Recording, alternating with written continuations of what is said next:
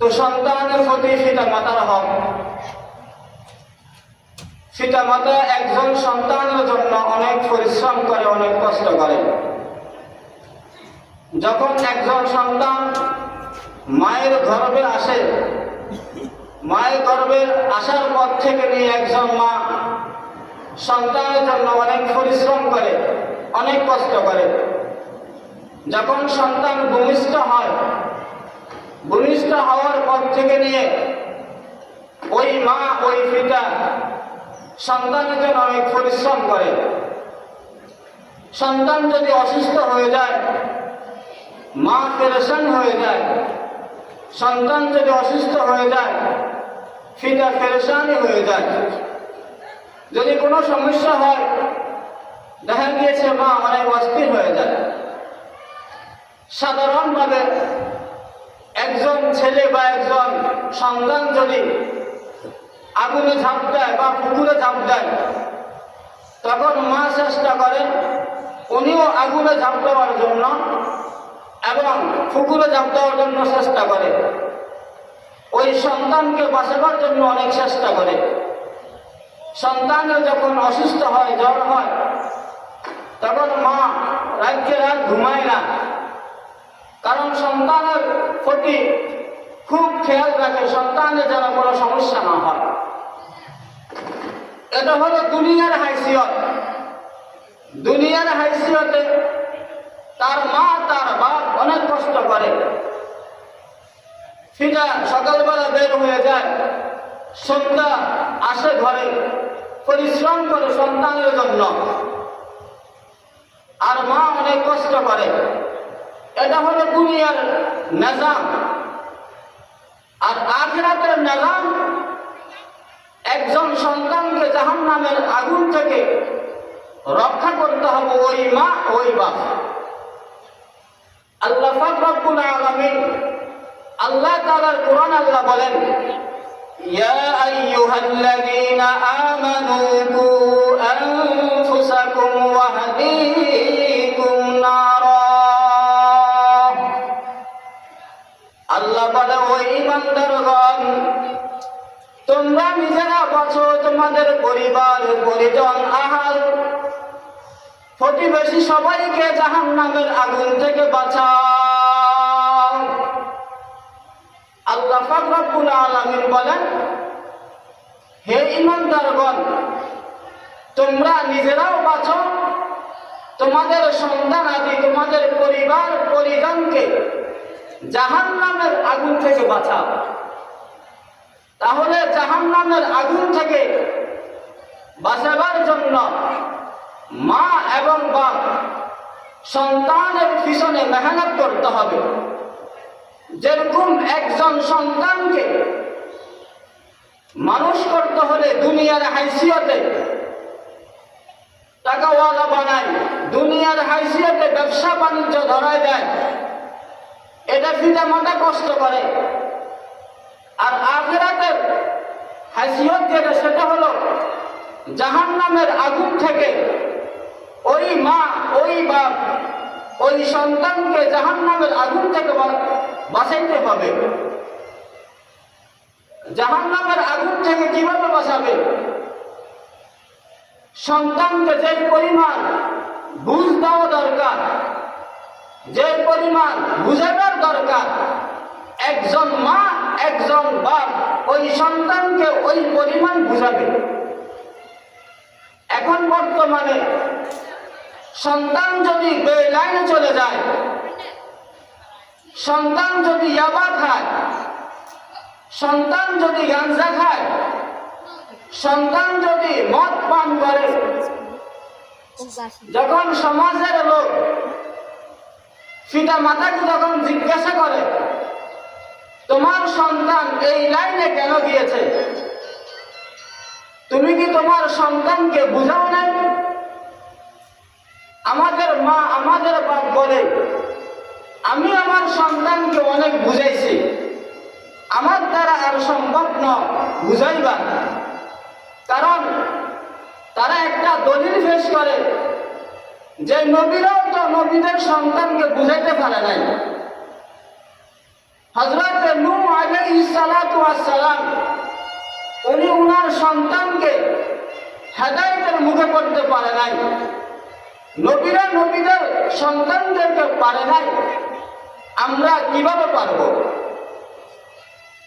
তাহলে অথচ নবীরা নবীদের সন্তানকে 900 বছর দাওয়াত দিয়েছেন। হযরত নূহ আলাইহিস সালাতু ওয়াস সালাম উনি উনার সন্তানকে কেনানকে দাওয়াত দিয়েছেন 900 বছর। দাওয়াত দেওয়ার পরে যখন সন্তান লাইনে আসতেছে না, তখন আল্লাহ বলে, ওই নূহ, আপনি আর আপনার ছেলে কেনানকে দাওয়াত দেওয়া লাগবে না।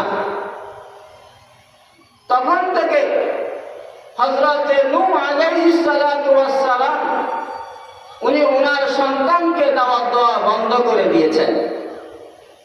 তাহলে আবার চিন্তা করেন, কোথায় নবীরা ওনারা ওনাদের সন্তানকে 900 বছর দাওয়াত দিয়েছেন, আর আপনি মাত্র 1 বছর দাওয়াত দিয়েছেন।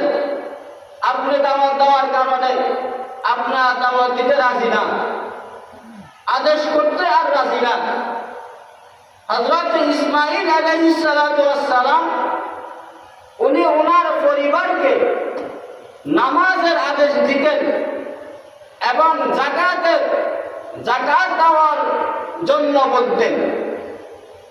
তাহলে ওনারা ওনাদের ফ্যামিলিকে দাওয়াত দিয়েছেন, অথচ আমি আমার ফ্যামিলিকে দাওয়াত দিচ্ছি না। এটা দায় ভার আমাকে নিতে হবে। বর্তমানে আমাদের সমাজে যদি মা বাপ মৃত্যুর শয্যায় পড়ে যায়, তখন ছেলেদেরকে ডাক দিয়ে বলে, ওই বাপ, তোমার জন্য আমি 5 কানি সম্পদ রেখে গিয়েছি, তোমার জন্য আমি 2 কানি সম্পদ রেখে গিয়েছি। অথচ হাদিসে আছে, মৃত্যুর শয্যায় যখন পড়বে তখন কালিমার তামকিল দেওয়া, কালিমা বারবার পড়া। আমরা কি করি? ছেলে মেয়ে নাতি সবাইকে ডাক দিয়ে জায়গা জমির হিসাব আমরা বন্টন করি। হযরত ইয়াকুব আলাইহিস সালাতু ওয়াস সালাম উনি ওনার সন্তানদেরকে ডাক দিলেন। ডাক দেওয়ার পরে বললেন, ও আমার বাপ জানেরা, আমি যদি ইন্তেকাল করি, আমার পরে তোমরা কার ইবাদত করবে? ওই সন্তানেরা বলে, আপনি ইন্তেকাল করার পরে আমরা হযরত ইব্রাহিম আলাইহিস সালাতু ওয়াস সালামের আল্লাহর ইবাদত করব। আপনি ইন্তেকাল করার পরে হযরত ইসমাঈল আলাইহিস সালাতু ওয়াস সালামের আল্লাহর আমরা কি করব? ইবাদত করব। তাহলে আমরা আমাদের সন্তানকে কি পরিমাণ আমরা দাওয়াত দিচ্ছি, কি পরিমাণ আমরা দাওয়াত দেওয়া দরকার, আমরা ওই পরিমাণ সন্তানদেরকে আমরা দাওয়াত দিচ্ছি না। তাহলে সন্তানকে আপনার দিন শিখাইতে হবে। সন্তানকে যখন আপনি দিনদার বানাইবেন, দিনদার বানাইতে হলে সন্তান যখন ঘরে আসবে, তখন থেকে আপনি ফিকির করতে হবে ওই সন্তানকে নিয়ে।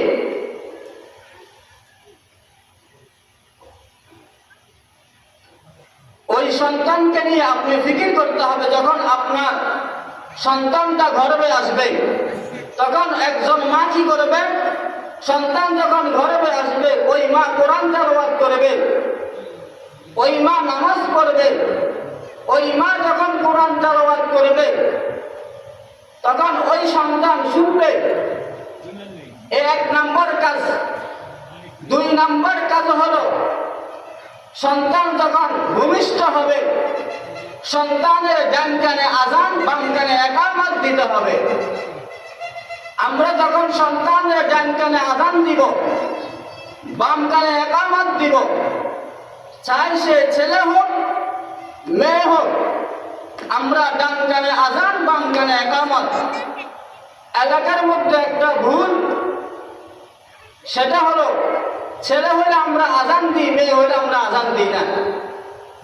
অথচ আল্লাহ রাসূল সাল্লাল্লাহু আলাইহি ওয়াসাল্লাম বলেন, ছেলে হোক আর মেয়ে হোক, ডান কানে আজান বাম কানে একামত। যখন ডান কানে আজান দিবে বাম কানে একামত দিবে, তখন আল্লাহর তাওহীদের বাণী তার দিলের মধ্যে, অন্তরের মধ্যে পয়দা হবে। তখন থেকে তার দিনদারিত্ব শুরু হবে। সন্তানের বয়স যখন 7 দিন হবে, 7 দিন, তখন তার সুন্দর একটা নাম রাখবে এবং আকিকা করবে। আকিকা করা সুন্নত, 7 দিনের মধ্যে করাটা মুস্তাহাব। তখন সন্তানের আকিকা করবে। এখন থেকে যদি আমরা দ্বীনের বুঝগুলো আমরা সন্তানের ভিতরে ঢুকাইয়া দিই, তাহলে আস্তে আস্তে ওই সন্তানটা দিনদার হবে। হযরত ওমর রাদিয়াল্লাহু তাআলা আনহুর দরবারে একজন আসছিল। আসার পর বলতেছে, হযরত, আমার ছেলে আমার কথা শুনে না, সে আমাদের অবাধ্য। হযরত ওমর রাদিয়াল্লাহু তাআলা আনহু ওই ছেলেকে জিজ্ঞাসা করলেন, তুমি তোমার পিতার কেন কথা শুনো না? ওই ছেলে বলে, হযরত ওমর রাদিয়াল্লাহু তাআলা আনহুকে প্রশ্ন করলেন, সন্তানের প্রতি পিতা মাতার হক যেমন, পিতা মাতার প্রতি সন্তানের হকও তেমন। ওই ছেলে যখন এই প্রশ্নটা করল, প্রশ্ন করার পরে হযরত ওমর বললেন, সন্তানের প্রতি পিতা মাতার হক 3টা জিনিস। 1 নাম্বার হলো একজন ভালো মা দরকার। 2 নাম্বার, ওই ছেলের একটা সুন্দর নাম রাখা দরকার। 3 নাম্বার, ওই ছেলেকে দিন শিখানো। তাহলে 1 নাম্বার হলো একজন ভালো মা দরকার। একজন পিতা তার একজন ভালো মা জোগাড় করবে, একজন ভালো পাত্রী বিবাহ করবে। এখন আমরা কি করি? সুন্দর লম্বা খুঁজি, অথচ আমরা দিনকে প্রাধান্য দিতে হবে। যখন আপনি দিনকে প্রাধান্য দিবেন, দিনদারিত্বকে প্রাধান্য দিবেন, তখন আপনার ঘরে একজন দিনদারিত্ব ছেলে হবে, আপনার ঘরে একজন দিনদারিত্ব একজন মেয়ে হবে। যদি আপনি দিনকে প্রাধান্য দেন, তাহলে একজন ভালো মা আমাদের দরকার। হযরত ওমর রাদিয়াল্লাহু তাআলা একটা ঘটনা, হযরত ওমর উনি খলিফা ছিলেন। উনি সব সময় মানুষের খোঁজ খবর রাখতেন। উনি মানুষের ঈমানের অবস্থার খোঁজ খবর নিতেন। একদিন হযরত ওমর রাদিয়াল্লাহু তাআলা আনহু উনি রাত্রেবেলা বের হয়েছেন তাহাজ্জুদের সময়। এক ঘরের পাশে উনি দাঁড়িয়ে আছেন। একজন মা তার মেয়েকে বলে, ও আমার মেয়ে, তুমি আমাদের গরুর দুধ দহন করো, যেহেতু আমরা দুধ বেশি কিছু টাকা ইনকাম করে আমাদের সংসারটা চলে।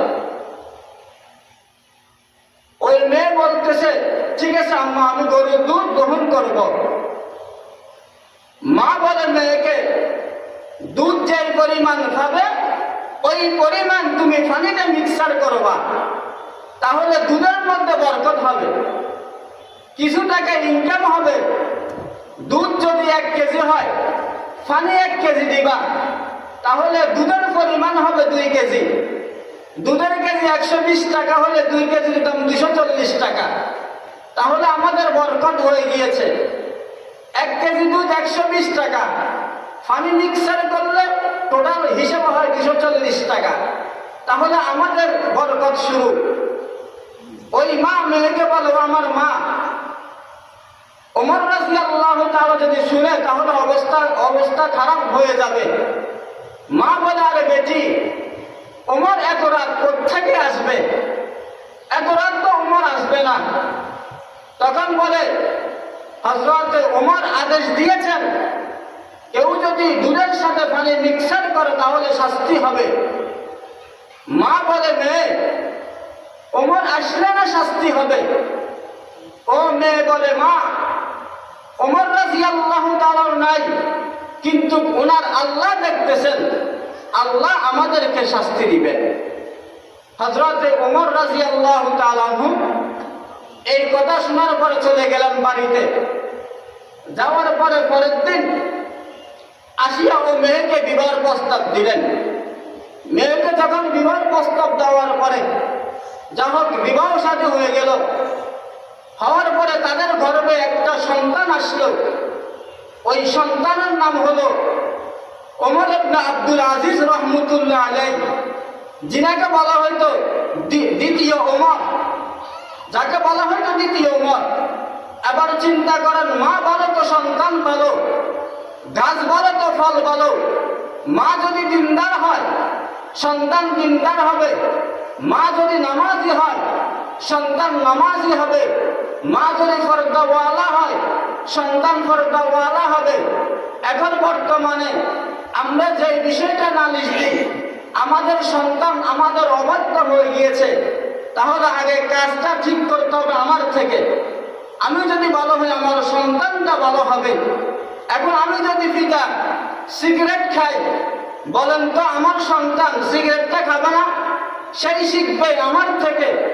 আমি যদি মা রাত্রেভর যদি মোবাইল দেখি, আমার সন্তানও সেই মোবাইল দেখবে।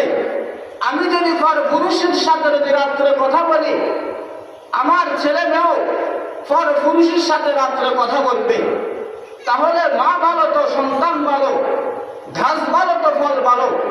তাহলে দিনদারিত্ব হলো প্রথম হলো মেন। আমি যদি আমার ঘরের থেকে দিনের আওয়াজটা শুরু করি, আমার সন্তান দিনদার হবে। তাহলে আমি আমার সন্তানকে দিন শিখাইতে হবে।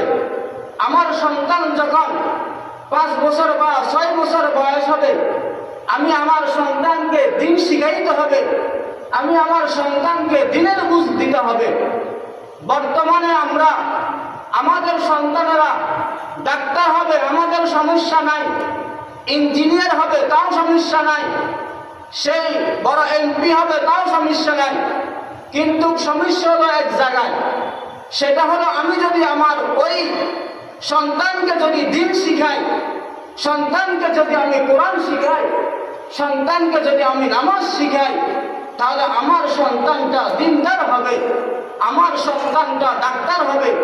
সেই ডাক্তার হয়ে মানুষের উপর জুলুম করবে না, সেই ইঞ্জিনিয়ার হয়ে মানুষের উপর জুলুম করবে না, সেই এমপি হয়ে মানুষের উপর জুলুম করবে না, সেই মন্ত্রী হয়ে মানুষের উপর জুলুম করবে না, সেই বড় অফিসার হয়ে মানুষের উপর জুলুম করবে না। কারণ আমি সর্বপ্রথম তার অন্তরে দিনের বুঝ ডালি দিলাম, তাকে দিন শিখাইলাম, তাকে আমি কোরআন শিখাইলাম। যদি কোরআন শিখাই, দিন শিখাই, নামাজ শিখাই, তাহলে আমার ওই সন্তান দিনদারিত্ব থাকবে।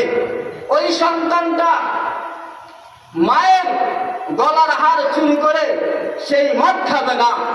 ওই সন্তানটা বাপের পকেট থেকে টাকা চুরি করে গাঁজা খাবে না।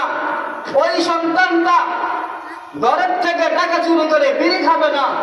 কারণ আমি আমার সন্তানকে দিন শিখাইছি।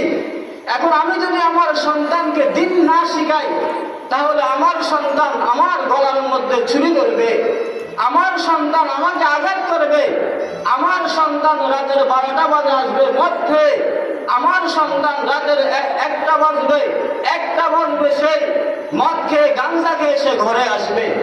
এই কারণে আমি আমার সন্তানকে দিনের বুঝ দিব। আল্লাহ রাসূল সাল্লাল্লাহু আলাইহি ওয়াসাল্লাম বলেন, মুরু আওলাদাকুম বিসসালাতি ওয়া হুম আবনাউ 7 সিনিন। যখন সন্তানের বয়স 7 হবে, তোমরা তোমাদের সন্তানকে নামাজের আদেশ দাও। আর যখন সন্তানের 10 বছর বয়স হবে, যদি নামাজ না পড়ে, তাহলে তাকে বেতের আঘাত করো। এবার চিন্তা করেন, আমি আমার সন্তানকে নামাজের কথা বললাম কিনা, আমি আমার সন্তানকে পর্দার কথা বললাম কিনা, আমি আমার সন্তানকে হালাল রিজিক খাওয়াইছি কিনা। এখন আমি নিজেই অন্য পুকুরের মাছ চুরি করি, আমার সন্তান ওই মাছটা খাচ্ছে। আমি অন্যের জিনিস না বলে খাইতেছি, আমার সন্তানও খাচ্ছে। তাহলে বলেন তো সমাজের মধ্যে আমি নিজে চোর হয়েছি, আমি আমার সন্তানকে চোর বানাইছি, আমি ডাকাত হয়েছি, আমার সন্তানকে আমি ডাকাত বানাইছি, আমি মানুষের হক জুলুম করে খেয়েছি, আমি আমার সন্তানকে মানুষের হক জুলুম করে খাওয়ার জন্য আমি শিখাইছি, আমি প্রথমে রাস্তা দেখাই দিয়েছি, আমার সন্তান ওই রাস্তাটা দেখেছে, আমি নিজে ঠিক না, আমার সন্তান কখন ঠিক হবে। এই কারণে হযরত ওমর রাদিয়াল্লাহু তাআলা বলেন, মা বলো তো সন্তান বলো, মা যদি দিনদার হয় সন্তান দিনদার হবে, মা যদি মুত্তাকি হয় সন্তান মুত্তাকি হবে, মা যদি নামাজি হয় সন্তান নামাজি হবে, মা যদি পর্দাওয়ালা হয় সন্তান পর্দাওয়ালা হবে। আমরা আমাদের সন্তানকে আমরা দিন শিখাইব, কমপক্ষে সবার কাছে আমার একটা হাত জোর, কমপক্ষে আমরা আমাদের সন্তানকে নুরানিতে আমরা করাবো, কোরআনটা শিখাইব, দ্বীনের বুঝ আমরা আমাদের সন্তানকে আমরা দেব। আল্লাহ পাক রব্বুল আলামিন আমাদেরকে আমল করার তৌফিক দান করুক, যেন আমরা সন্তানকে সহি বুঝ, সহি দ্বীনের সঠিক বুঝ যেন আমরা দিতে পারি। আল্লাহ তাআলা আমাদের সবাইকে আমল করার তৌফিক দান করুক। ওয়া মা আলাইনা ইল্লাল বালাগ। আসসালামু আলাইকুম ওয়া রাহমাতুল্লাহ।